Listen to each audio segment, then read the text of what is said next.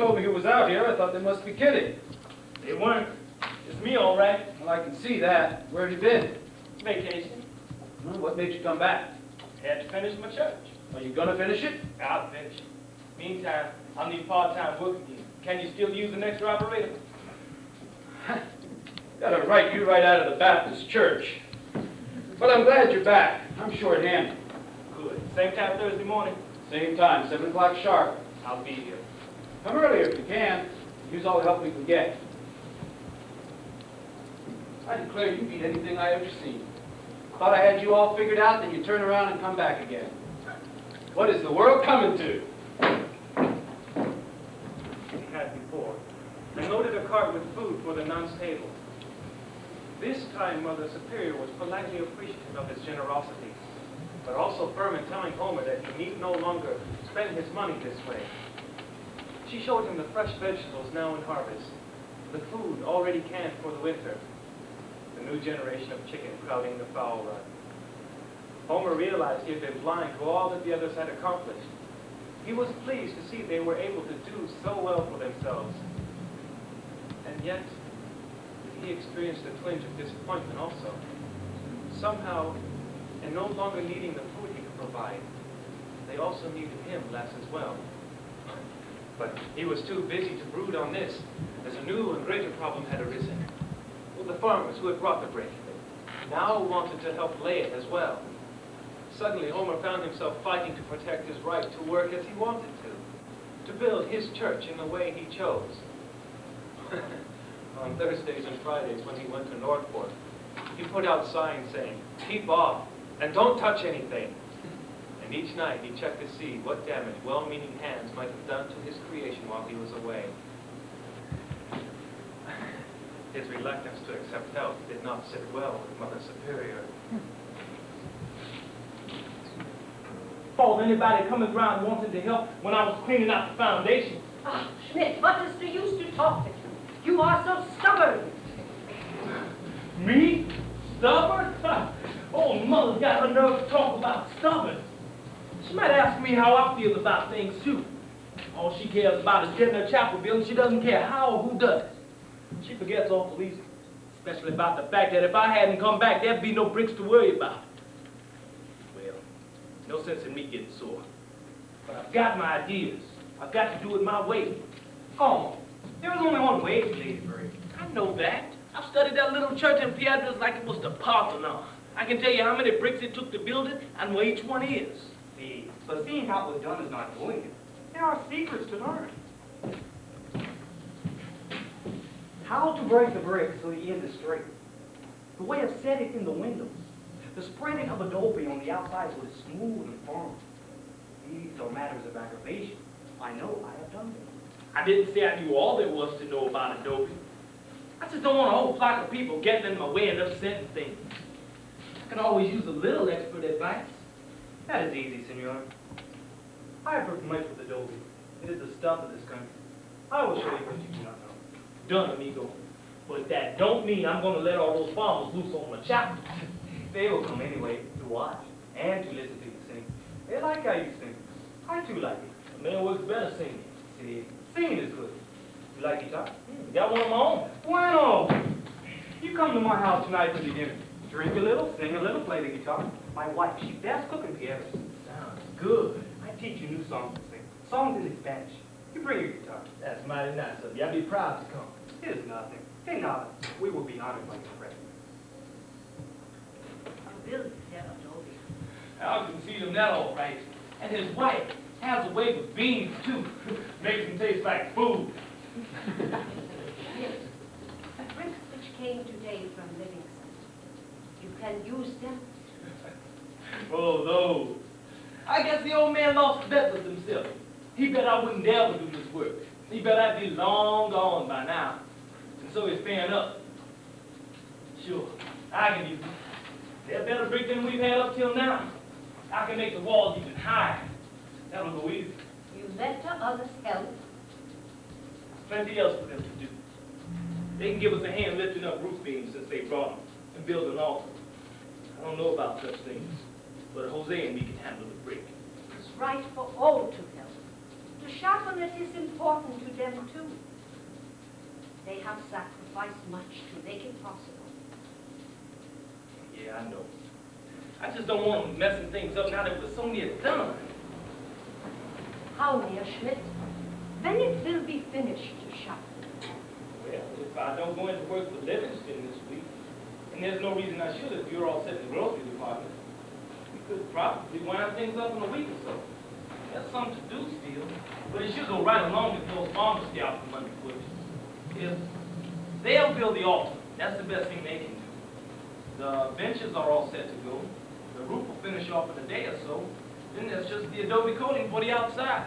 Jose showed me how to put that on real fast. A week from this Sunday, we can use the chapel then. Yeah, that should be safe enough. Oh, good, Schmidt. This week I speak to Father Gomes. I ask him to say Mass in the chapel. First Mass. You will come. You will sit in the front. That'll be nice. Now, it's getting late. We must be up very early in the morning. How's the bathtub working out? It is good. For this too we are grateful. No need to be grateful. I'm glad you like it. Don't push. Good enough. Good night.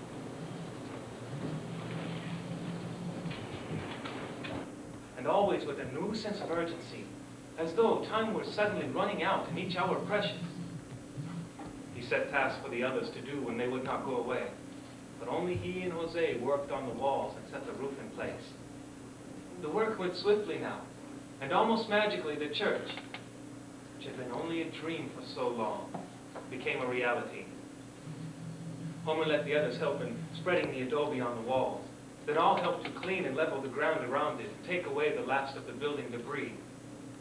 When the others were gone, he stood back and surveyed his creation. It was finished. He had done it. That night, Mother Superior added several plump young chickens to the menu, and dinner was a festive occasion. The nuns were excited and happy, for now they had a chapel of their own, and the Mass would be said in it on Sunday. Somehow, it was not a night for English lessons. So after dinner, Homer played and sang for the nuns. Some Spanish songs, some of his own music, and at last, the Latin music, which Sister Albertine and the others sang with him. After the nuns had retired, Homer went outside and looked at his church. It seemed even larger and more impressive in the darkness, silhouetted against the clear night sky. He went in and sat in one of the pews, his heart and mind mixed with a strange, disquieting mixture of joy and sadness. Build me a chapel, church, she said, and I've done it. You can admit it now, Homer. You didn't know what you were up to half the time. No plans to go by, poor tools, not enough brick. But here it is, and not half bad either. Maybe one man can do impossible things when he decides he has to. Of course, the others did help a bit too. Even old Livingston. And you know, he didn't send those bricks to you just because you came back. He sent those bricks to old Mother, ashamed of how he told her no. The others felt the same way. Maybe you did too. He told himself that he should say goodbye to Mother Maria Marta and the others. But it wasn't his way to put his feelings into words. He had done what he said he would do. They did not need him any longer, and there was a world beyond the mountains beckoning to him. Mother Superior looked into a man's heart, and she had an understanding mind. When he was gone, no one would have to tell her anything. She would just know. Yet, there was something that Homer wanted to say to God about his church. So he knelt, lifted up his heart, but no words came. It wasn't something he could talk about, not even to God. That night, long after the others were asleep, Homer left. He knew that he was never coming back. But he also knew that a man couldn't roam forever, and that there was a settling down time which he would come to, into being. Newspapers ran stories about it, and its fame began to reach far beyond our valley. The local people were only too glad to tell what they knew of Homer, for they are a people who like tales of saints who walk the earth, and of angels who take men unaware. I was his best friend. He was not like other men. There was nothing he could not do. Often a white light shone around him, and he could make the bricks fly into place without touching them. Once he said to me, God has sent me to this place to build a church to make those nuns famous. When I have done this thing, you will see me no more.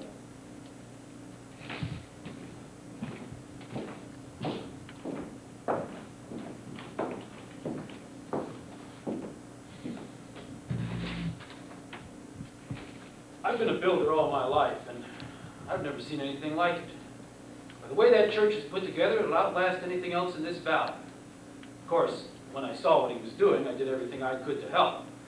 Gave him a job to keep going, and donated bricks and such.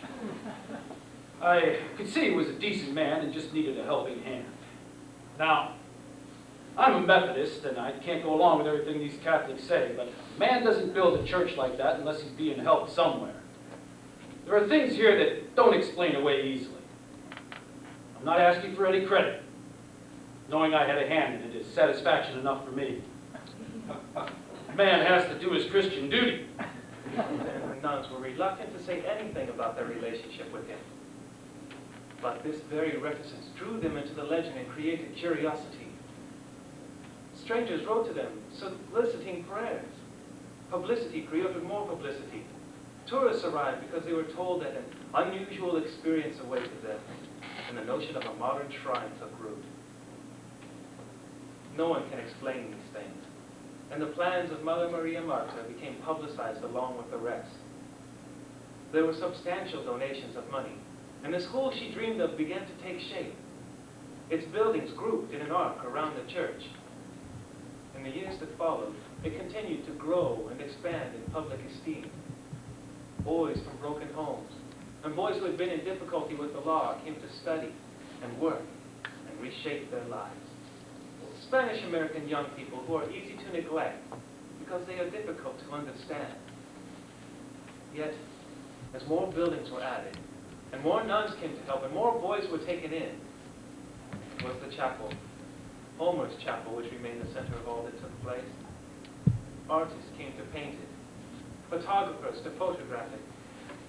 And when Mother Superior guided visitors through the school, it was always the chapel to which she brought them last.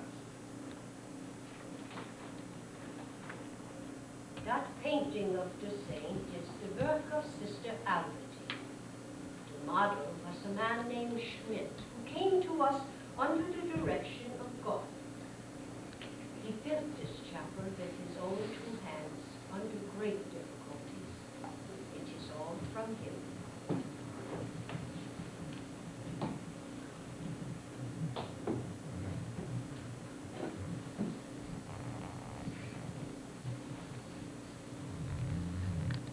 He was not of our faith, nor of our skin, but he was a man of greatness and of the utter devotion. Our cause was his cause too, and his spirit fills this place and our hearts even to this day.